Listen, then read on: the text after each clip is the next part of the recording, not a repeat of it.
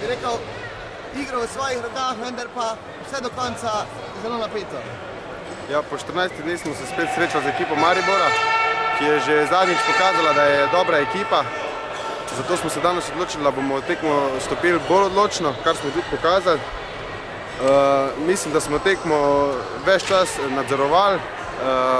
Seveda pa Maribor je dobra ekipa in nam je ves čas sledila, ampak mislim, da smo še enkrat več dokazali, da smo mi kvalitetnejša ekipa od njih. Kako je kaj z močmi? V soboto vemo, da prihaja nemški Hamburg in potrebno bo res prav vseh 120% energije, če želimo napolniti ta Zlatorog in pa presenetiti odlične Nemce.